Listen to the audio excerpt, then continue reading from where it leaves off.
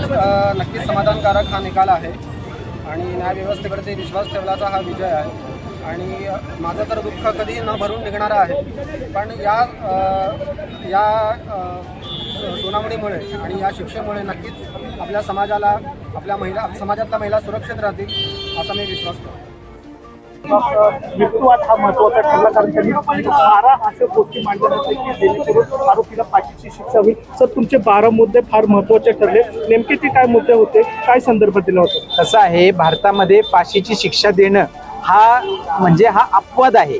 प्रत्येक केसला तुम्ही फाशीची शिक्षा देऊ शकत नाही. आज मेहरबान कोर्टाच्या जजमेंटमध्ये तोच मुद्दा धरला की पूर्वी जेव्हा 1879चा जेव्हा CRPC होता त्याच्यामध्ये फाशीची शिक्षा हा रूल होता आणि जन्मठेप हा एक्सेप्शन होतं. परंतु नंतर जेव्हा जसं आपल्या सुप्रीम कोर्टाचे आणि जसं वेगवेगळे निर्णय येऊ लागले, त्या न्याय निर्णयामधनं आज असं धरलेलं आहे की फाशीची शिक्षा हा अपवाद आहे. अपवादात्मक परिस्थितीमध्येच फाशीची शिक्षा देण्यात येऊ शकते. रेअरेस्ट ऑफ रेअर केस या संज्ञेमध्ये, या डॉक्ट्रिनमध्ये ही केस बसत जर केस बसत असेल तरच त्याला फाशीची शिक्षा देता येते.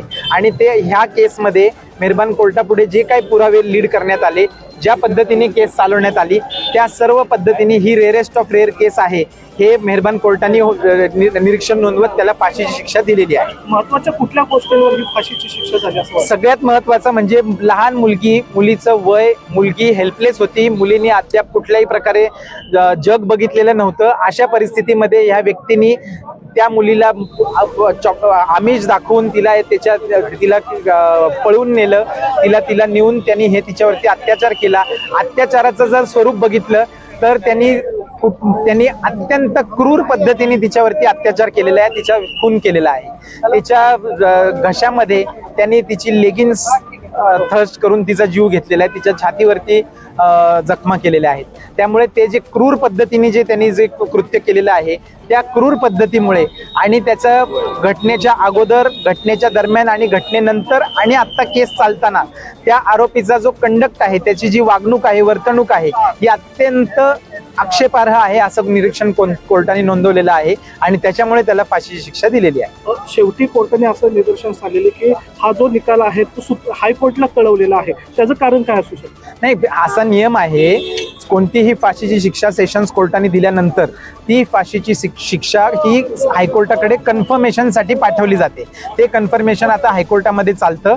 दोन्ही बाजूनी ना, आरोपीला हा निर्णय मान्य नसेल त्याला अपील करता येतं, परंतु फाशीची शिक्षा जेव्हा दिली जाते सेशन्स कोर्टाकडनं ती subject to confirmation from high court अशी असते. त्यामुळे आज हे प्रकरण हायकोर्टाकडे कन्फर्मेशनसाठी पाठवलेलं आहे. हा ऐतिहासिक निर्णय म्हणता येईल का? 100% ऐतिहासिक निर्णय आहे, कारण त्याच्यातलं सगळ्यात महत्वाची बाब म्हणजे जलद गतीने लागलेला निर्णय आहे. केवळ 16 दिवसांमध्ये 55 साक्षीदार तपासून घटनेपासून 55 दिवसाच्या आत त्याचे दोष सिद्धी झालेली आहे. त्यामुळे हा प्रश्न, मग फाशी कधी?